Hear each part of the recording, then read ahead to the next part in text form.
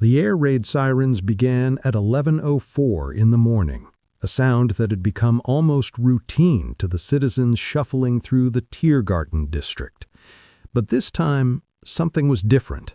The drone overhead was not the familiar pulse of British Lancasters arriving under darkness. This was daylight. This was American.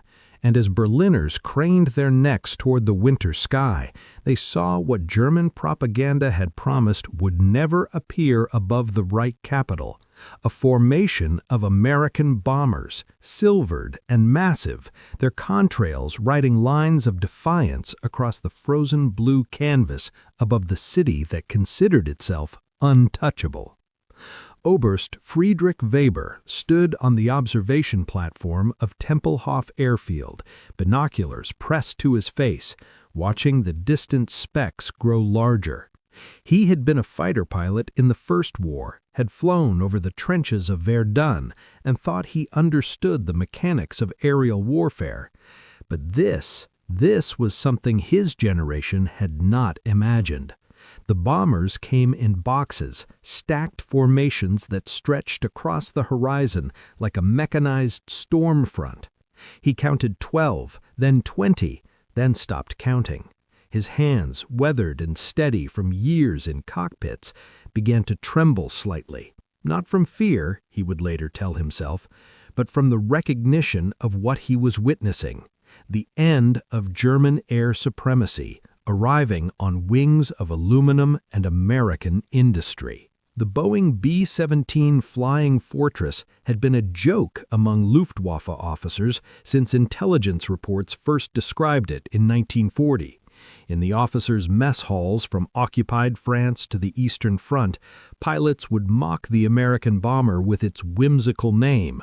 Flying Fortress, they would laugh, refilling their schnapps glasses, as if bristling with machine guns could protect a lumbering giant from a Bf-109. The mathematics seemed obvious to men trained in the doctrines of maneuver and speed. A bomber, no matter how many guns it carried, was prey. The fighter was predator. This was the natural order of aerial combat, proven over Spain, over Poland, over Britain itself. General der Jagdflieger Adolf Galland had personally reviewed the intelligence dossiers on the B-17 in late 1942. He noted the defensive armament, up to 13 .50 caliber machine guns, and the theoretical concept of mutual defense through tight formation flying. On paper, it was interesting. In practice, he assured his staff, it was American optimism meeting German reality. Let them come in their fortresses, he had said during a strategic briefing in November. We will show them that the sky over the Reich is no place for daylight bombing. The RAF learned this lesson. The Americans will learn it faster and more painfully. The room had murmured agreement. After all, the Luftwaffe had decimated the RAF's daylight bomber offensive in 1940, forcing the British to adopt nighttime raids exclusively. Why would the Americans fare any better? But the Americans, in their peculiar way, had not asked permission from history. The architects of American strategic bombing, men like General Carl Spaatz and General Ira Eaker, operated from a different playbook entirely. They believed in precision daylight bombing, a doctrine that seemed almost naive to European observers bloodied by years of total war. The theory was elegant: bomb only military and industrial targets with accuracy achievable only in daylight, minimize civilian casualties, and through the systematic destruction of Germany's war-making capacity, bring the Nazi regime to its knees without reducing European cities to rubble. It was a very American idea: warfare with rules, destruction with precision, violence with conscience. The reality, of course, was far more complex and far more costly than the doctrine suggested. The 8th Air Force began its campaign against Fortress Europe in August 1942. The early raids were small, tentative probes, a dozen bombers here, 20 there, striking targets in occupied France well within range of fighter escort. The losses were manageable. The Luftwaffe response was professional but not overwhelming. American confidence grew. Back in the United States, newsreels showed gleaming B-17s rolling off assembly lines in Seattle, their crews waving to cameras, young men in leather jackets who looked like they were heading to a college football game rather than into the meat grinder of the European air war. The Luftwaffe was watching, studying, adapting. By the spring of 1943, as American ambitions grew and targets deepened into Germany proper, the nature of the air war transformed. The Americans discovered what the British had learned at such cost. A bomber, unescorted, was indeed prey, no matter how many guns it carried. The missions to Wilhelmshaven, to Bremen, to Kiel each taught brutal lessons written in blood and burning aluminum at 25,000 feet. The flying fortress, it turned out, could be brought down. The Luftwaffe developed tactics specifically designed to crack the American formations, head-on attacks that exploited the B-17's relatively weak forward armament, concentrated cannon fire aimed at engines and fuel tanks, coordinated assaults from multiple angles that overwhelmed the defensive gunners. Yet the bombers kept coming. What the Germans failed to understand, what perhaps they could not understand given their own experience of scarcity and attrition, was the sheer scale of American industrial capacity and the American willingness to absorb losses that would have crippled any European air force. When the Luftwaffe shot down 40 B-17s in a single raid on Schweinfurt in October 1943, a devastating loss representing nearly 20% of the attacking force, the natural assumption was that such bloodletting would force the Americans to reconsider their daylight bombing strategy. Any rational military power would pause, regroup, perhaps abandon the concept entirely. Instead, the Americans built more B-17s, hundreds more, then thousands. The Boeing plants in Seattle ran 3 shifts around the clock. Women who had never worked outside the home before Pearl Harbor now riveted aluminum panels and installed oxygen systems. In Long Beach, in Burbank, in factories across the American industrial heartland, the B-17s multiplied. By early 1944, Boeing and its licensees were producing 16 B-17s every single day. The mathematics of American production overwhelmed the mathematics of German attrition. For every fortress shot down over Europe, 3 more rolled off assembly lines in a country that remained untouched by war, its factories humming, its cities lit at night, its people eating 3 meals a day. Lieutenant Hans Joachim Jabs, a night fighter ace with 48 kills, saw his first mass American formation in March 1944. He was visiting his family in Hamburg when the sirens wailed at noon. Standing in his parents' garden, still in his Luftwaffe uniform, he watched the bomber stream pass overhead. The formations stretched from horizon to horizon, flying in combat boxes that bristled with gun positions, each box positioned to provide covering fire for the others. The sky seemed filled with them, wings and fuselages and vapor trails in such numbers that they created an artificial ceiling over the city.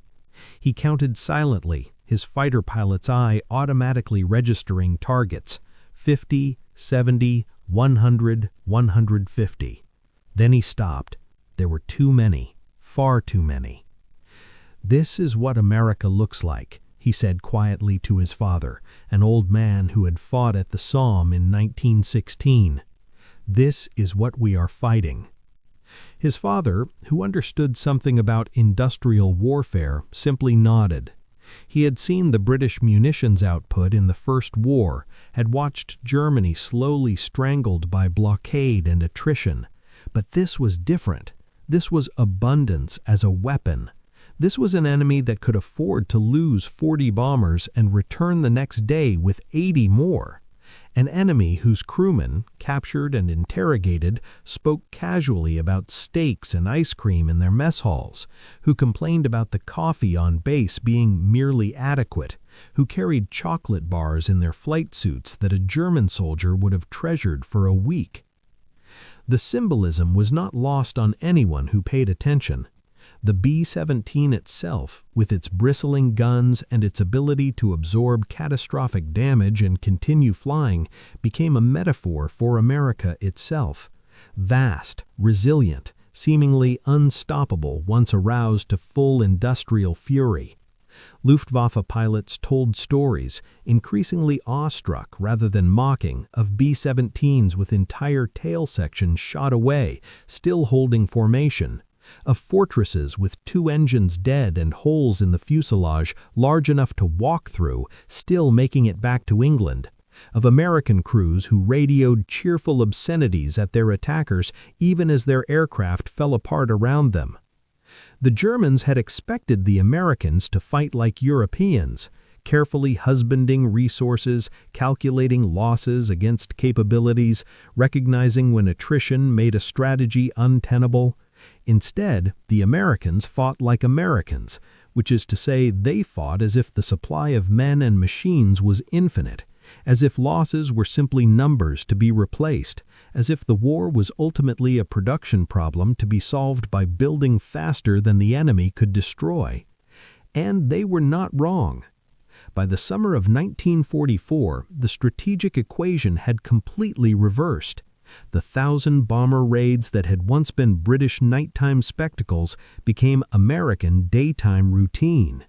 The Luftwaffe, bled white by years of combat on multiple fronts, increasingly short of fuel, pilots, and replacement aircraft, could no longer contest the daylight sky. The American escort fighters, P-51 Mustangs with drop tanks that gave them the range to accompany the bombers all the way to Berlin and back, had solved the final tactical problem. Now the hunters had become the hunted. German fighter pilots, once the arrogant masters of European airspace, now scrambled desperately to intercept raids, knowing that they were outnumbered, outranged, and increasingly outclassed by pilots who had been trained in the vast, untouchable training facilities of Texas and Arizona, where fuel was plentiful and crashes were learning experiences rather than fatal losses of irreplaceable machines. Oberst Weber, who had watched that formation over Berlin in January 1943, survived the war. In the years afterward, interviewed by American historians researching the strategic bombing campaign, he spoke with a measured tone of a professional soldier discussing a chess game he had lost. "We knew we could shoot down individual fortresses," he said, his English precise and slightly formal. "We proved this many times.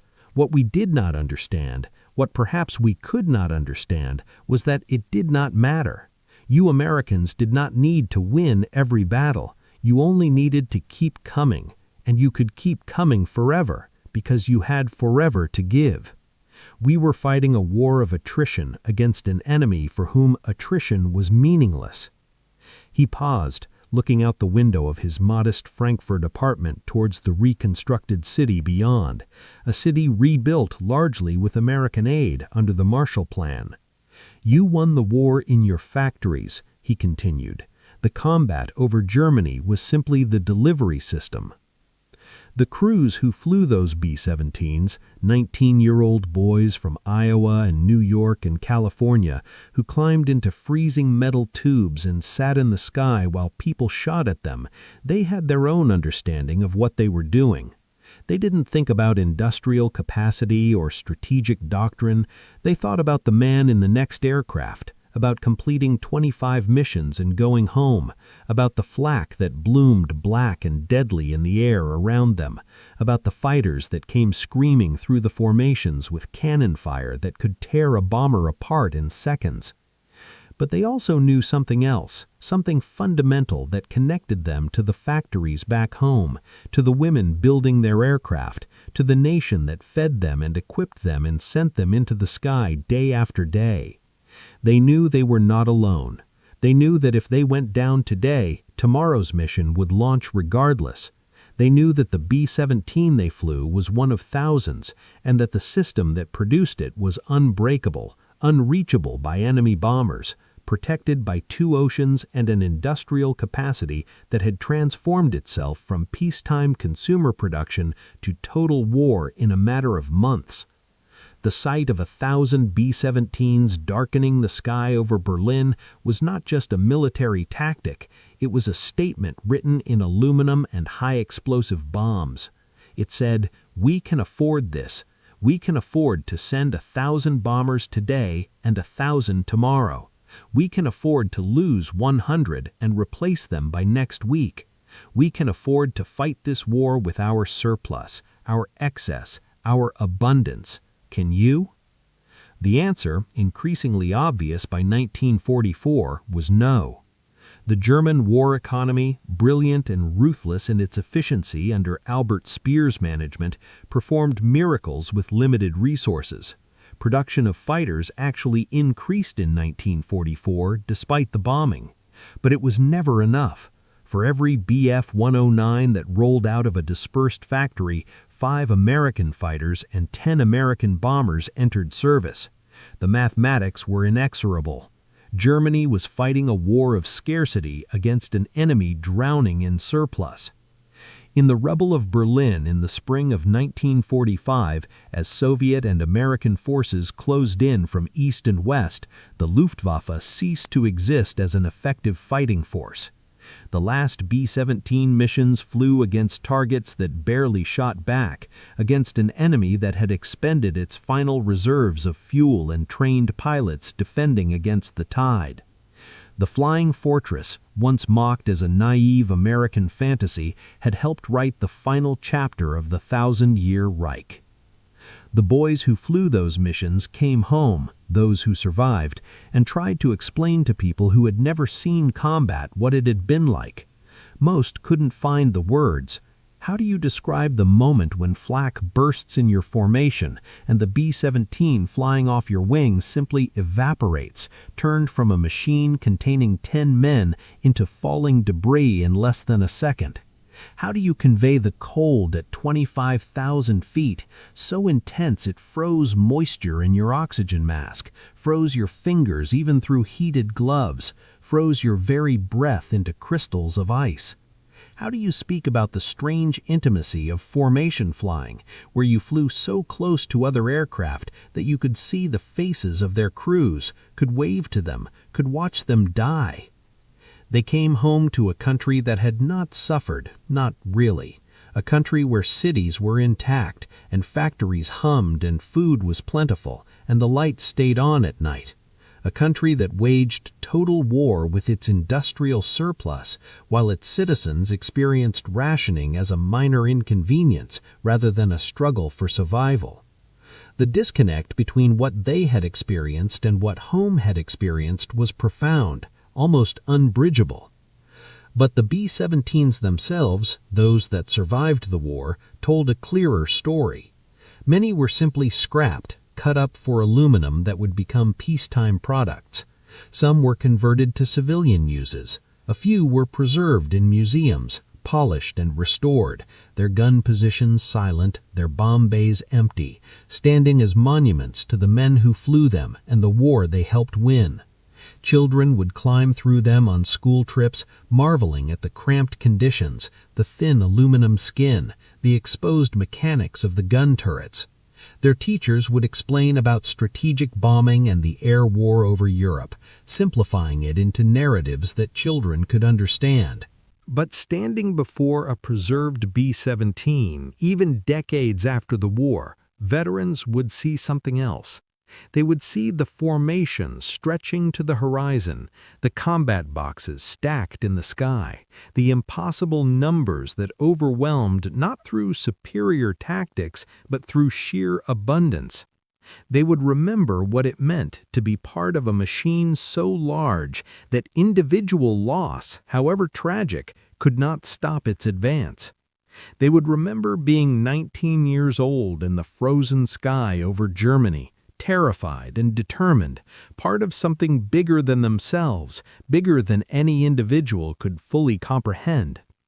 The Germans laughed at the flying fortress because they saw it as a machine and judged it by the standards of aerial combat they understood.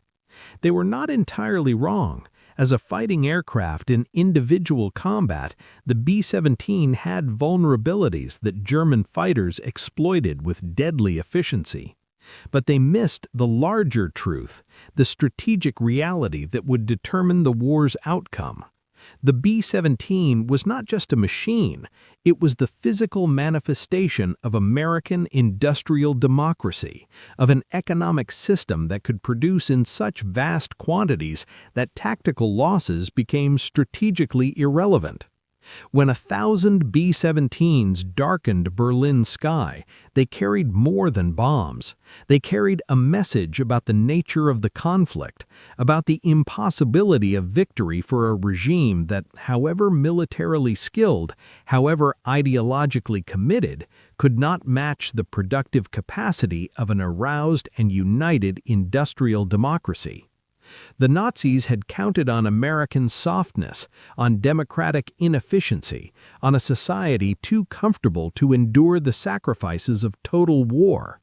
The flying fortress proved them wrong at 25,000 feet, day after day, mission after mission, until the sky over Germany belonged entirely to the Allies, and the war was over.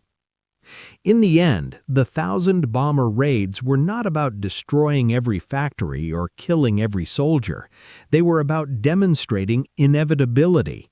They were about showing that defeat was not a possibility but a certainty, that the mathematical logic of American production had rendered all German tactical skill and strategic brilliance ultimately futile.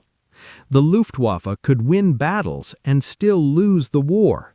They could shoot down 100 B-17s and face 200 more the next day.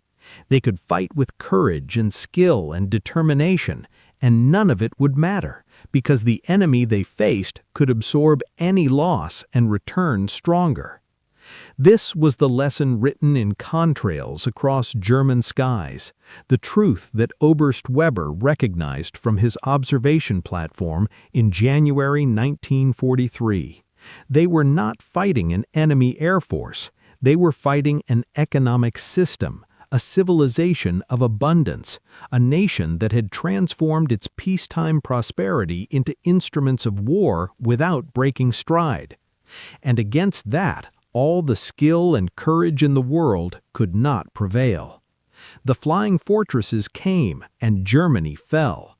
Not because of the bombs alone, not because of any single raid or target destroyed, but because of what those endless formations represented, the unstoppable advance of a power that fought not with desperation, but with surplus, not with final reserves, but with renewable abundance, not with the possibility of defeat, but with the certainty of victory, purchased with steel and aluminum and the labor of millions working in factories that no enemy bomber could reach. That is what 1,000 B-17s meant, darkening the sky over Berlin. Not just destruction, but inevitability. Not just force, but the end of all argument about how the war would finish. The laughter died in the throats of those who had mocked the flying fortress, and what replaced it was understanding, terrible and complete. They had never stood a chance, not really, not once America's factories turned toward war and the sky filled with silver wings stretching beyond counting.